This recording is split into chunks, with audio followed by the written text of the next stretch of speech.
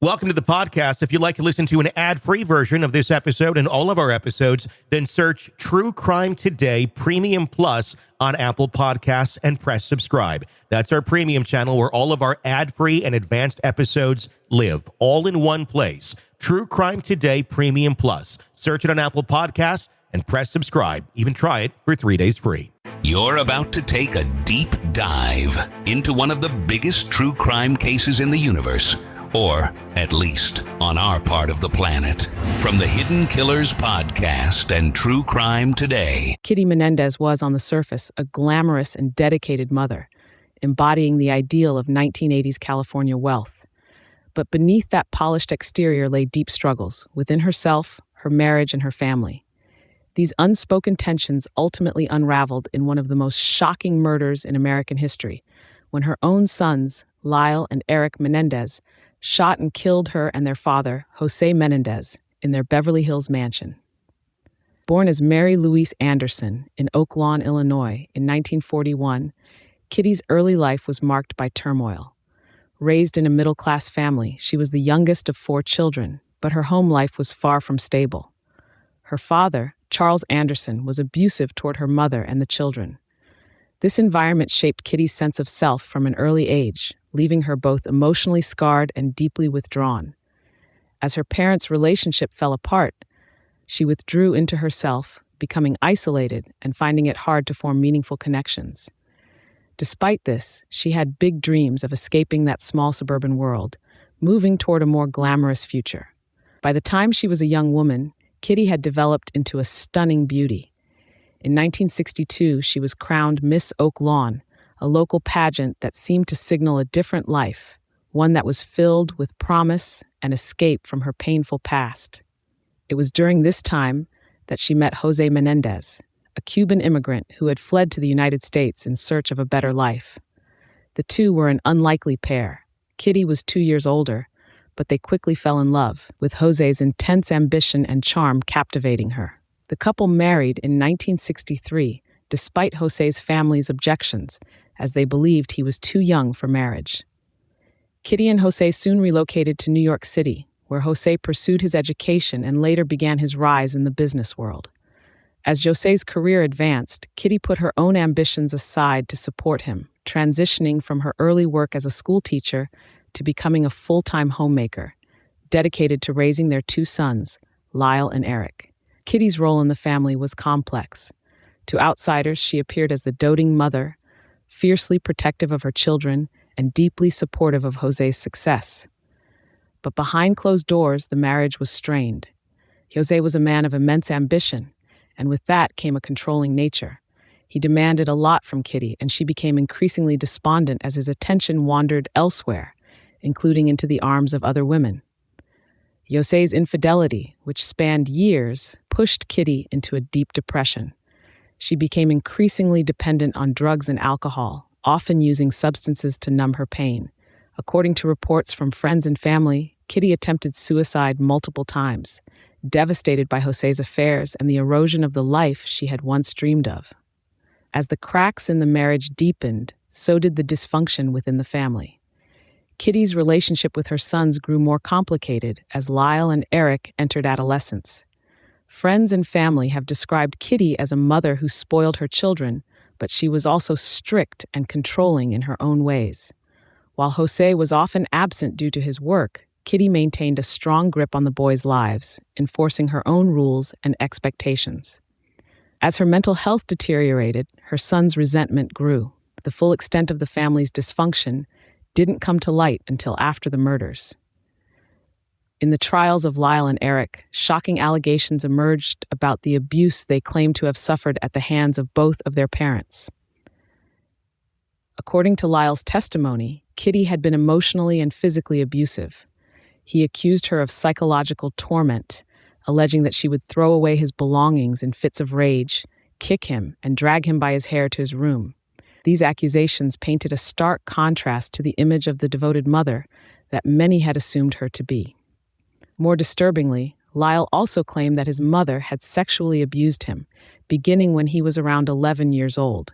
He testified that she would invite him into her bed and ask him to touch her inappropriately. According to Lyle, the abuse continued until he was in his early teens.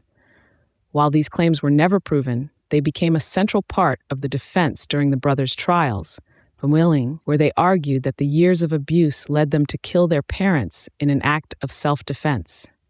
The defense's argument hinged on the idea that the Menendez brothers were trapped in a cycle of abuse, driven to a breaking point by their parents' cruel treatment. The narrative that emerged was one of a family torn apart by power, control, and deep psychological wounds.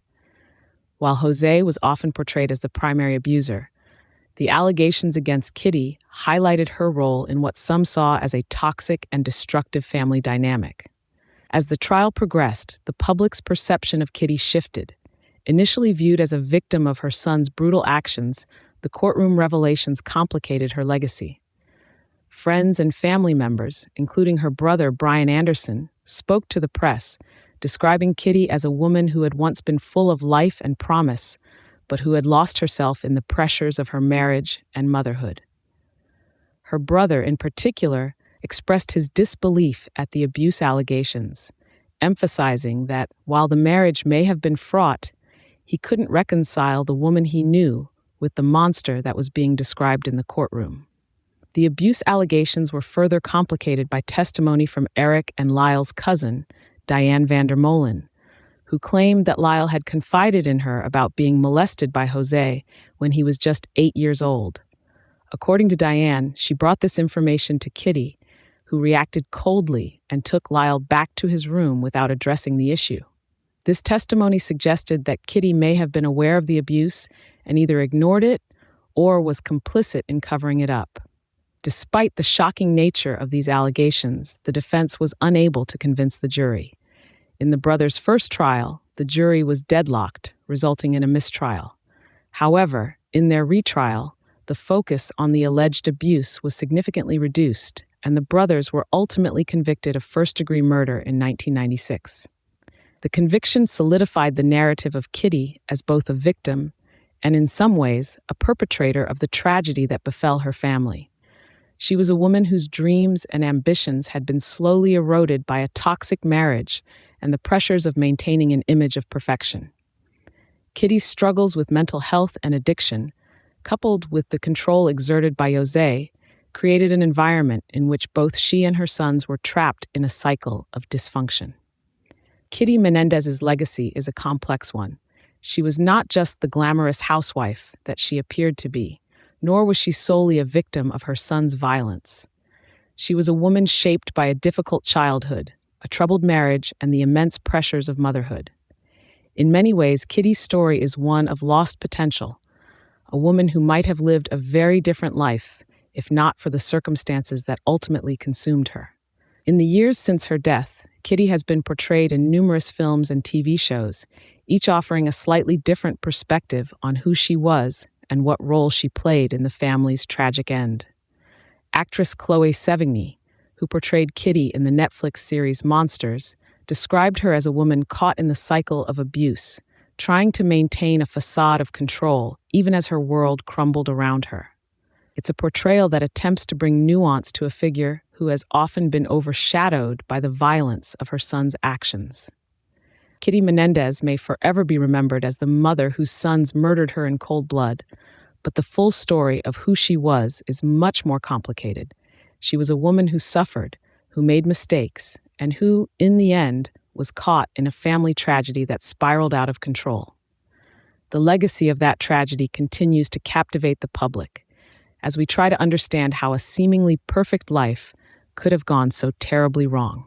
In a world where the darkest secrets lie just beneath the surface, They said it was an accident, but the evidence says otherwise. where hidden killers roam unnoticed in the shadows. I think you would definitely be looking at a blend of toxic, very bad narcissistic personality traits, and they will be vengeful and possibly resort to violence. Join Tony Bruschi as he uncovers the truth behind the most chilling cases. They said it was an accident, but the evidence clearly says otherwise. Each episode, we dig deep into the minds of those who commit the unthinkable. To your point on narcissism, he thinks in his own mind how witty he is. Yeah. But he lost that jury. I was done with him in 2 minutes. From unsolved mysteries to infamous crimes. Geez, you've just talked about how you've taught yourself how to do everything under the sun.